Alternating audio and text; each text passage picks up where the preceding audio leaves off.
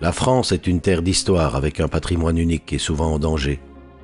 J'aime la langue française, celle de ma culture, celle de ma perception au monde. Elle ne peut être dissociée des lieux et de l'histoire qui l'ont fait naître. L'histoire de la France est unique, elle ne peut se confondre avec celle des autres pays, quelles que soient les vicissitudes et les mouvements du passé. Aimer la langue française conduit tout naturellement à aimer le patrimoine français dans son ensemble.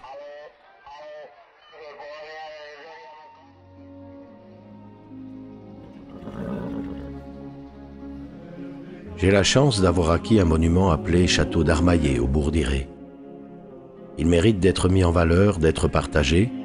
Il mérite d'être placé dans un projet économique et culturel qui assure son avenir. J'ai pris le relais des mains d'un Danois qui m'a souhaité bonne chance. Je le remettrai un jour à mon successeur en lui souhaitant également bonne chance. Mais ce projet ne peut être solitaire. Le château d'Armaillé appartient à sa région, il en est issu, il a une histoire qui le rend solidaire de l'ensemble du patrimoine de cette région du Haut-Anjou. À quelques kilomètres se trouve un monument considérable par son volume, inquiétant par l'abandon dont il est victime, le collège de Combray. Lui aussi a son histoire, lui aussi appartient à sa région. Il est abandonné depuis près de 10 ans, laissé comme un immense paquebot sans capitaine, sans gouvernail, attendant en silence que les années provoquent un naufrage annoncé. Tant de fleurons du patrimoine français jusqu'à ce jour ont subi un tel sort. Est-ce inéluctable? Bien sûr que non, mais il faut d'abord le vouloir. Seule une poignée de bénévoles semble avoir pris conscience de la nécessité de bâtir un projet d'avenir pour sauver ce considérable monument. Il ne sera plus ce qu'il a été. Pour le sauver, il faut concevoir sa reconversion. Il faut en outre faire prendre conscience que le temps presse. L'histoire de France s'inscrit dans les siècles, mais la sauvegarde de ces éléments matériels se joue à un rythme si rapide que le moindre retard peut créer des situations irréversibles. Ce fut le cas de tant de monuments, ici en Haut-Anjou et partout en France. Il est encore temps de sauver le collège de Combray. C'est à ce titre que le château d'Armaillé apporte sa petite pierre lors des journées consacrées au patrimoine. Nous sommes sous le Premier Empire.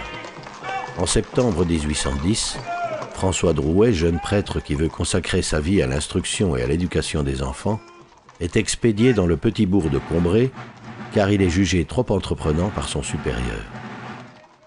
Un climat insurrectionnel contre-révolutionnaire règne dans l'ouest de la France, des deux côtés de la Loire, des Mauges d'où il vient et dans le Ségréen où il va. Malgré cette situation difficile, dès novembre est fondé le premier collège de Combray. L'école est lancée. L'abbé doit très vite agrandir son école. Elle atteint bientôt les 300 élèves, sa capacité maximum. Mais les difficultés de tout genre s'accumulent. Dénonciation, espionnage, occupation militaire du collège. Accablé de dettes et épuisé, l'abbé Drouet donne sa démission. Il mourra 2 ans plus tard, à l'âge de 62 ans. L'abbé Levoyer va lui succéder. Sous le Second Empire, la situation s'améliore.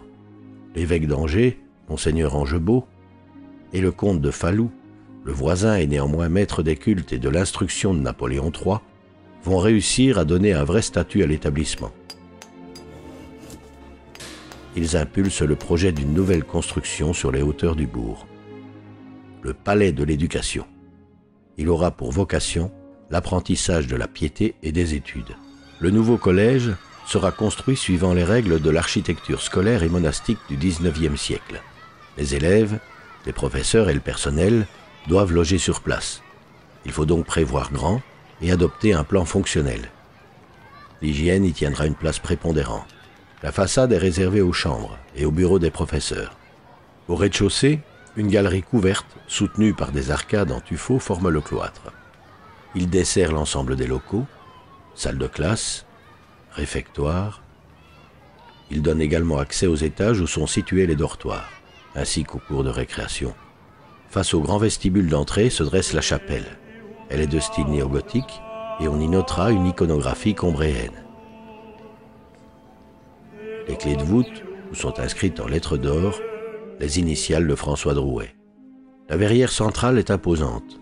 Sur la gauche, on y reconnaît Levoyer et Monseigneur Angebault devant le nouveau collège, et à droite, François Drouet devant celui d'origine.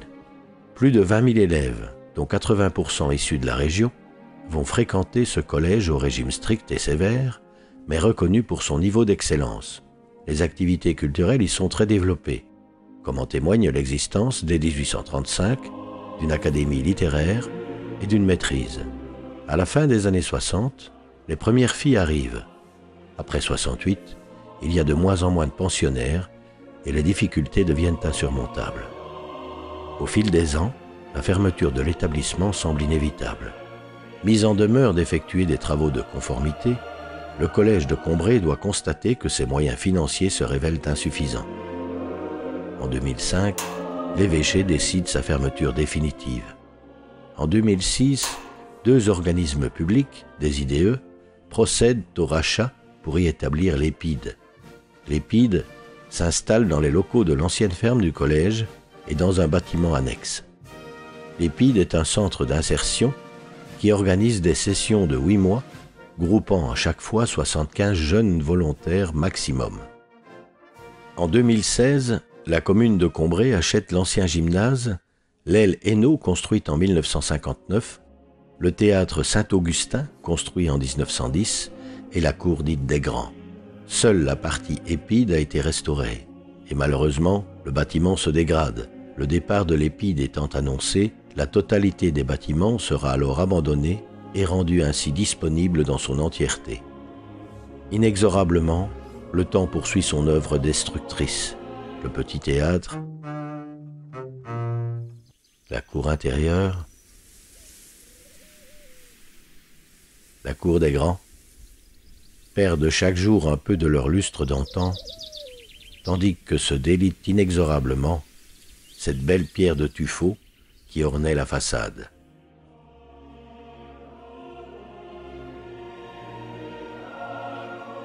L'Association pour la sauvegarde et la mise en valeur du collège de Combray a été créée en 2014 afin d'éviter son abandon total. Depuis lors, notre objectif est d'aider à trouver un projet de reconversion raisonné et des investisseurs.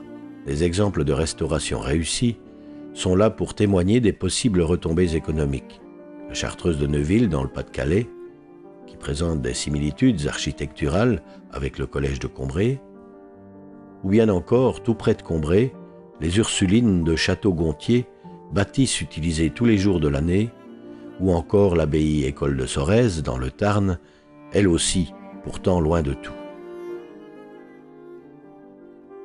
Nous avons réalisé en 5 langues une plaquette à l'intention des investisseurs, organisé une table ronde au château de Falloux, dont les propriétaires étaient des investisseurs potentiels du collège, lancé un projet d'itinérance sur 4 belles bâtisses contemporaines du collège, organisé de nombreuses manifestations pour sensibiliser un maximum de monde, construit une maquette du collège, ainsi que du théâtre, à des fins didactiques.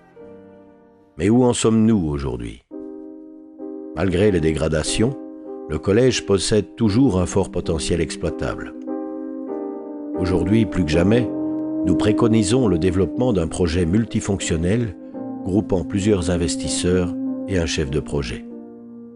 Les projets s'articulent autour de 3 axes préidentifiés: la formation et l'éducation, l'hébergement, la restauration et les activités culturelles ou artistiques. Il est urgent d'agir pour éviter un jour de visiter les ruines du collège de Combray. Il faut sauver le collège de Combray. Nous sommes là aujourd'hui pour en débattre avec vous.